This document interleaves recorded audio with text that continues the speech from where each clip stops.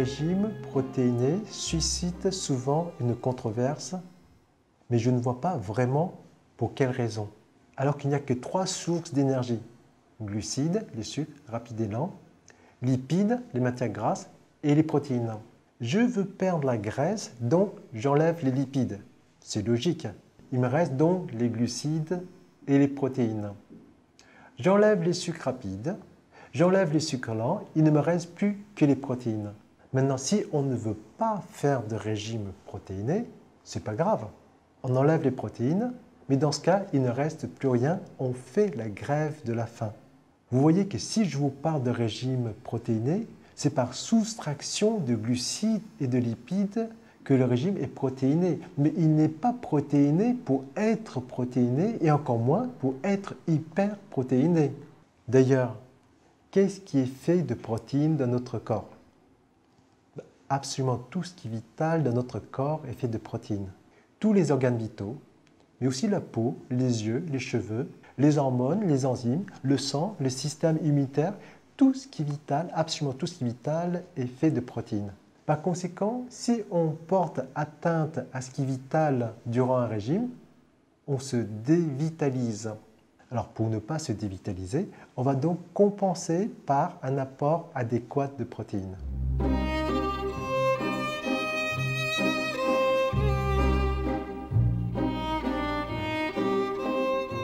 Chaque fois qu'on parle de régime protéiné, on entend souvent cette réflexion. Oui, mais si on arrête, on reprend 6 kilos et encore plus. Évidemment, un régime n'est pas un vaccin définitif contre le poids. Le rôle d'un pompier, par exemple, c'est d'éteindre l'incendie, mais on ne lui demande pas de reconstruire la maison. Et tant qu'on n'a pas compris que chaque kilo raconte une histoire, que chaque kilo a une histoire, on reprend son poids. Chez la femme, il y a 2 histoires. D'abord, son histoire hormonale, la puberté, la pilule, la grossesse, la ménopause. Mais il y a aussi l'histoire de la vie. On prend souvent du poids dans des périodes de déplaisir, davantage que dans des périodes de plaisir. Lorsque le plaisir et le moral sont en haut, le poids se retrouve en bas. Mais lorsque le plaisir et le moral sont en bas, le poids monte, parce qu'on mange nos émotions. D'ailleurs, comment appelle-t-on le goût sucré en anglais?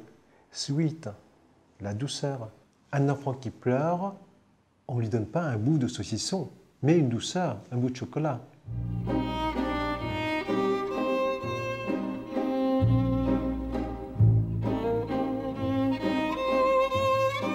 Quelle différence y a-t-il entre le plaisir et le besoin? Vous m'offrez une boîte de chocolat, je mange 1, 2, puis je range la boîte et j'en garde un bon souvenir. Ça, c'est du plaisir. Mais si vous m'offrez la même boîte de chocolat, je mange 1, 2, 3, 4 et je termine la boîte. J'ai satisfait un besoin. C'est une satisfaction de courte durée parce qu'après, je m'en veux. Mais de quoi avais-je besoin? De chocolat ou d'autre chose? Certainement d'autre chose.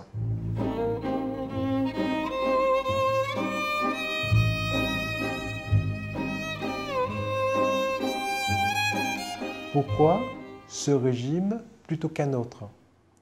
On sait aujourd'hui que quelle que soit l'origine de la prise de poids, il y a toujours un dénominateur commun qu'on appelle l'insuline.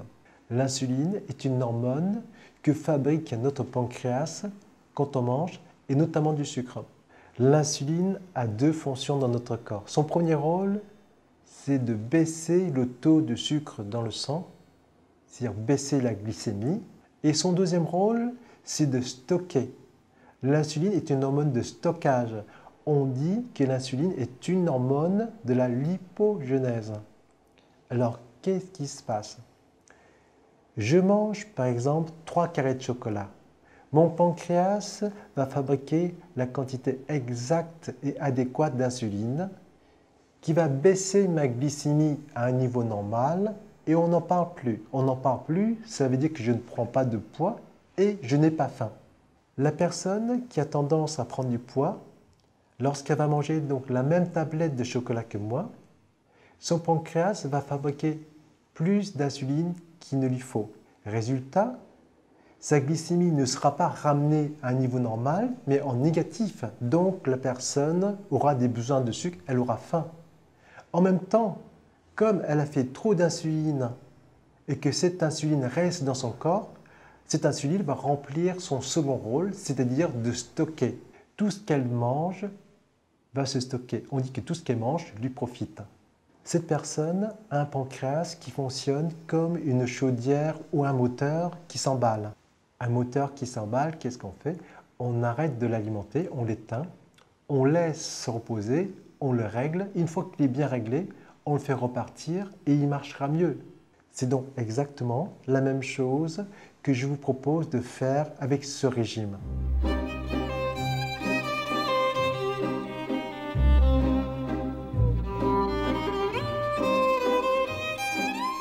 Quand on fait un régime, on oublie toujours une chose, que maigrir est un processus antinaturel et non pas naturel. Quelles sont les personnes autour de nous qui maigrissent spontanément sans faire de régime? Les personnes très âgées, les personnes très malades ou les personnes qui font une grosse dépression nerveuse. Donc, si maigrir est un processus antinaturel, à l'inverse, on peut penser que reprendre quelques kilos après une perte de poids, c'est un processus normal. Ce n'est pas forcément un yo-yo. Si on perd 10 kilos et qu'on reprend tout de suite 10 kilos, ça c'est un yo-yo. Mais si on perd 10 kilos et qu'on reprend 2 kilos, 3 kilos dans l'année, c'est un phénomène normal. Il suffit de refaire un régime une fois par an. Quelle que soit la culture, quelle que soit la tradition, il y a toujours une notion de jeûne périodique.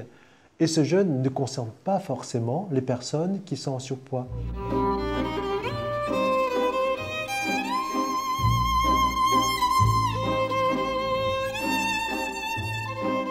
Au juste, qu'est-ce qu'un poids normal? Pour moi, un poids normal, c'est un poids avec lequel il n'y a plus de souffrance, ni physique, ni psychologique.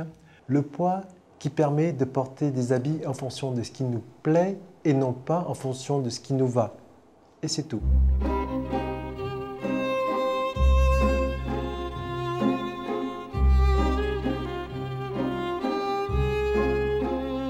Maigrir n'est pas une finalité en soi. Ce n'est pas parce que je suis mince que je suis heureux et ce n'est pas parce que je suis en surpoids que je dois être malheureux. Maigrir, c'est entreprendre un travail pour avancer dans notre vie. En effet, lorsque le poids devient le problème majeur de notre vie, il occupe toute la place et renvoie tous nos autres projets en attente dans un futur incertain. Des projets des plus simples aux plus compliqués. J'irai faire du sport quand j'aurai minci, j'irai à la piscine quand j'aurai minci, je m'achèterai ce petit tailleur ou cette jolie petite robe quand j'aurai minci. Mais le problème, c'est que je n'ai toujours pas minci. Et si on pousse le raisonnement à l'extrême, je vais m'aimer ou je vais m'accepter quand j'aurai minci.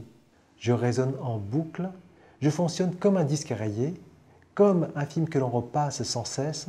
Maigrir, c'est entreprendre un travail pour se sortir de ce cercle vicieux.